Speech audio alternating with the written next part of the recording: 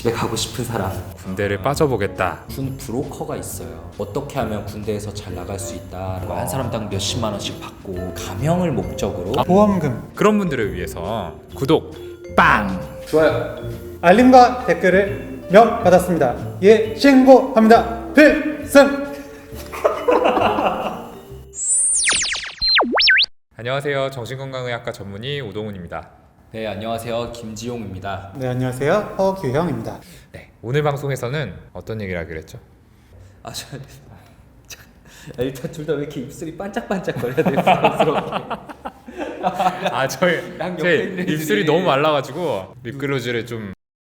눈이 자꾸 둘 다 제가 남자 입술로 가게 돼서 너무 부담스러운데, 네, 오늘 인트로는 사실 저희 정신과 의사들을 속이는 환자분들에 대해서 한번 얘기해 보자고 했잖아요. 충분히 재밌는 주제인 것 같아서 저희가 되게 속은 적도 많고 속을 뻔한 적도 많고.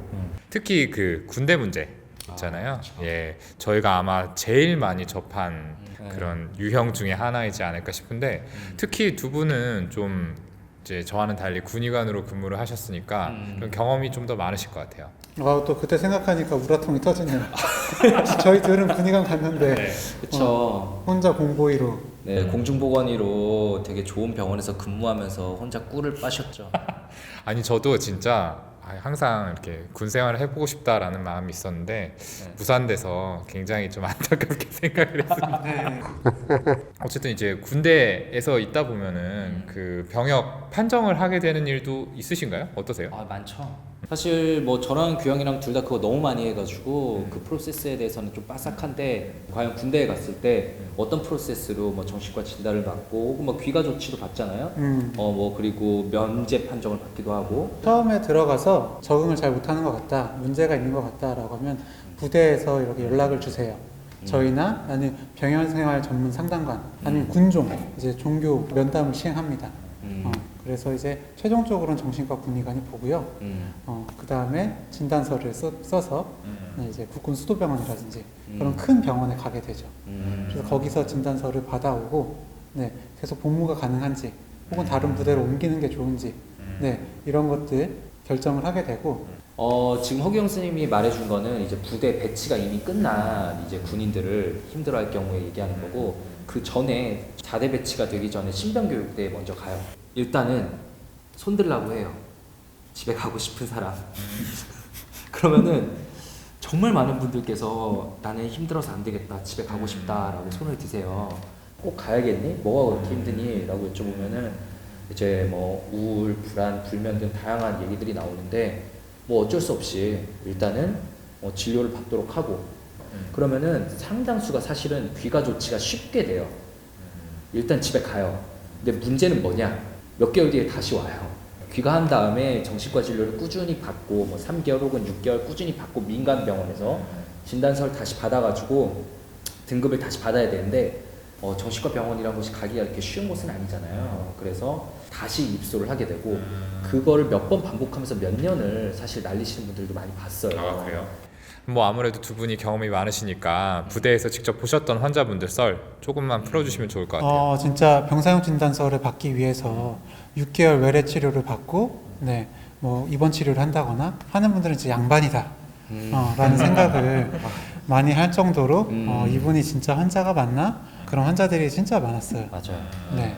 저 같은 경우는 기억에 남는 환자가 이제 보충역 판정을 받았어요. 이제 공익근무 요원으로 배치가 될 예정이었는데, 이것도 좀 수행하기가 어렵다. 너무 그 정도로 우울증이 심하고 무기력하고 아무것도 못하는 상태다. 굉장히 표정도 없으시고 말수도 너무 없고 하루 종일 정말 방에만 계시는 그런 환자분이었어요.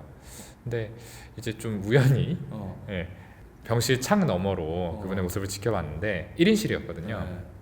하필이면 이제 그 이불 속으로 이제 핸드폰으로 그때 굉장히 인기를 많이 누리고 있던 소녀시대의 동영상을 아주 밝은 표정으로 그동안 계속 표정이 이렇게 이렇게 한 일주일 사셨거든요. 근데 막 굉장히 막 이렇게 생동감 넘치는 표정으로. 한편으로는 저분이 그렇게 중증은 아니었으니 얼마나 다행일까라는 생각이 들어서 바로 퇴원을 시켰던 기억이 있습니다. 이거 진짜 정의감이 넘치는 어떤 군의관이 막 조사한 적이 있었는데 군 브로커가 있어요. 군 간부 중에 전역한 사람이 어떻게 하면 군대에서 잘 나갈 수 있다라는 거 팁을 전수하는 건가요? 팁을 전수하는 거야. 한 사람당 몇십만 원씩 받고. 그래가지고 그 병심대 같은 곳에 이제 들어가 있다가 그 브로커랑 전화하는 거 도중에 발각돼가지고 취소되기도 하고 뭐 영창으로 보내지기도 하고 그런 경우들을 많이 봤어요. 그런 케이스들은 문제가 많네요. 네. 그런 것들은. 근데 저희가 계속 군대 얘기만 하고 있는데 사실은 가짜 환자들의 큰 축을 이제 군대 환자들이 담당하긴 하지만 이제 법적인 문제를 저지르고 들어온 다음에 감형을 목적으로 찾아오시는 맞아요. 분들 꽤 있으시잖아요. 네, 그렇죠. 동남아에서 소녀들을 추행한 일종의 소아성애증이 의심되는 이제 우리는 이제 그런 사실들을 모른 거죠. 모르고 와서 이제, 되게 환청이 들린다고 주장했어 계속. 아무리 파도 뭔가 나오는 게 없고 뭔가 이렇게 행동이랑 증상이 묘하게 일치되지 않는 느낌들이 있는 거죠. 너무 궁금해가지고 결국에는 그 담당하던 그 전공의가 구글 검색을 했어요. 그 사람 이름으로. 근데 구글 검색으로 진단을 내리게 됐어. 오죽 답답하면. 바로 딱 뜨더라고요. 근데 해외에서 큰 사고를 쳐가지고 추방당했는데 그래서 우리나라로 추방당했는데 이제 자기는 원래 조현병이 있었다라는 걸로 감형을 받으려고 와서 연기를 하다가 딱 걸린 거지. 보험금 네, 관련해서 후유 장애 후유장애. 네, 라든지 이제 일상생활에는 불가능하다 혹은 주위에 간병인이 꼭 필요하다 라는 식으로 이제 진단서 정신 감정을 받은 경우가 있는데 정말로 이제 안 되시는 분들도 계시지만 네, 그런 2차적인 이득을 위해서 네, 연기를 하는 분도 계셨죠. 네. 이거 하니까 갑자기 또 떠오르는데 아마 그럼 가짜 환자가 오면 그 사람을 어떻게 진단하냐. 그렇게 보험금 2차 이득을 노리고 오셨던 가짜 환자구나 알아챈 적이 있었어요. 이제 그분은 사고가 난 다음에 아무것도 기억이 안 난다는 거예요. 금방 잊는 거예요. 메멘토가 되셨어. 그래가지고 딱 플랜을 세웠는데 아침에 이제 교수님 회진 돌기 전에 예를 들어 이제 환자분이 입시면 가서 예, 허규 형님 제가 이거 설문지 오늘 이거 잠깐 드릴 건데 이거 이따가 교수님 오시기 전에 좀 미리 해놓으세요 이러고 침대 옆에 놓고 나가는 거예요. 그리고 이따가 교수님이랑 이제 같이 회진을 돌러 들어가요. 그럼 교수님께서 이렇게 짐짓 모르는 척 있다가 근데 이 테이블 옆에 이거 설문지처럼 생긴 건 뭐예요? 라고 물어보는 거예요. 그때 그 아주머니께서 이거 아까 하라 그랬는데 까먹고 못했어요. 이렇게 대답을 하셨거든요. 이게 뭐죠? 이렇게 나와야 되는데 나도 모르게 이거 까먹고 못했네요. 이렇게 대답을 하신 거야. 그래가지고 이분은 가짜 환자구나. 저희가 이렇게 잡을 수 있었는데 이런 식의 기법들이 생각보다 되게 많이 있더라고요. 저 같은 경우에는 그 오신 분들 하루 일과를 굉장히 자세하게 좀 물어봤었어요. 환자분이 처음에 얘기했던 본인이 힘든 거랑은 다른 게 잡혀요. 네, 굉장히 밥을 뭔가 맛있게 먹었다든지 아니면 뭔가를 봤는데 재밌게 봤다든지 집중도 잘했다든지 그러니까 처음에 얘기한 거랑은 전혀 다른 그런 것들이 나와서 그렇게 잡기도 하고요. 군대에 유명한 말이 있잖아요. 꾀병도 병이다 라는 그 말. 그러니까 물론 저도 동훈이를 보면 또 그때 약간 군대 안 갈 수 있는 방법이 있지 않을까? 이런 생각을 했던 것도 사실이에요. 제가 무슨 부정한 방법으로 군대를 빠진 것처럼 묘사가 되는데 저도 병역의 의무를 다 했어요. 그런 뜻은 아니에요. 네. 전 공중보건의로 배치가 된 것뿐이에요. 맞아. 네, 맞아. 맞아요. 특전사로 가고 싶었는데. 그치? 그러니까요. 1급이었는데도.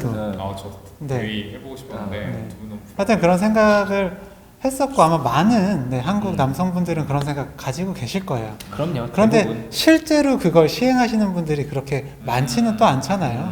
네, 그런 걸 보면 아무리 꾀병이고 기피의 목적이 있다 하더라도 어떤 성격적인 문제, 어떤 정서적이라든지 뭐 인지적인 취약성이 분명히 있지 않나라는 생각이 들고, 네, 그래서 그분들도 좀 관심을 갖고 도와드려야 된다라고 생각합니다. 그렇네요. 네. 무작정 깨병이다 이렇게 치부해버릴 게 아니라 그 안에 어떤 문제가 있는지 저희도 한 번 더 좀 잘 살펴봐야 될 것 같아요. 네. 그리고 저는 특히 해병대 부대에서 1년 근무를 했었는데 거기서 이제 이전엔 정신과적 병력이 없다가 처음 오신 분들 이제 얘기를 들어보면 어떻게 하니 물어보면 성격 바꾸고 싶어서 왔습니다. 라는 얘기를 되게 많이 해요. 해병대 멋있잖아요. 네. 근데 안 그래도 소심하고 막 인간관계 하기 힘들었는데 해병대에 와서 어떻게 버텨요. 굳이 군대에 와서 성격 바꾸려는 노력 안 하셨으면 좋겠고요. 네, 그 전에 저희의 그런 도움을 받으셨으면 좋겠다. 그러니까요. 네, 부모님들도 꼭 그렇게 보내시는 분들 계시잖아요. 맞아요. 군대 갔다 와. 와 갔다 와야 사람 된다. 된다. 너무 그렇게 몰아세우는 것보다는 말씀하신 대로 저희의 도움을 우선 찾는 게 더 좋지 않을까. 그래서 그런 생각이 저희만 사람이 되고 동훈이 나지. 저 다녀왔어요. 저 군필이에요. 네, 오늘 방송에서는 군대를 빠지고 싶어하는 환자분들 그리고 또 정신과 의사를 속이는 환자분들에 대한 이야기를 나눠봤는데요. 지금 이 순간에도 분명히 의사를 어떻게 속여서 군대를 빠져보겠다라는 꿈을 꾸고 계시는 분들이 계실 거라고 생각해요. 네, 그리고 혹은 법적인 문제를 피해보겠다 음. 생각하시는 분들. 근데 어쩌면 저희 방송이 도움이 될 거라고 생각을 하시고 지금 여기까지 시청을 하고 계실 수 있을 것 같은데 그런 분들을 위해서 전직 신병교육대 의무중대장으로서 김지호 선생님께서 한마디 해주시죠. 네, 전 17사단 102연대 의무중대장 김지용 대위입니다. 부대에서 적응하기 힘들 때 그거를 다 속이는 것보단 사실 그게 눈에 보이거든요. 정신과 의사 눈에는 이 사람이 진실되지 못하다, 뭔가 앞뒤가 맞지 않다라는 것이 보이는 순간 사실 오히려 더 도와주기 힘들어지기 때문에 그냥 힘든 부분이 있으면 적응하기 힘들다, 좀 사소해 보이는 거더라도 이렇게 오히려 알려주는 것이 더 문제 해결에 무조건 도움이 되니까 지금 잘못된 생각을 하고 있다면 주변 사람들에게 피해가 갈 수 있는 행동은 그냥 그만하시기를 권유드리고 싶습니다.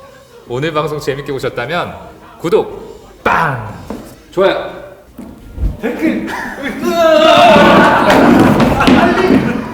부탁드립니다.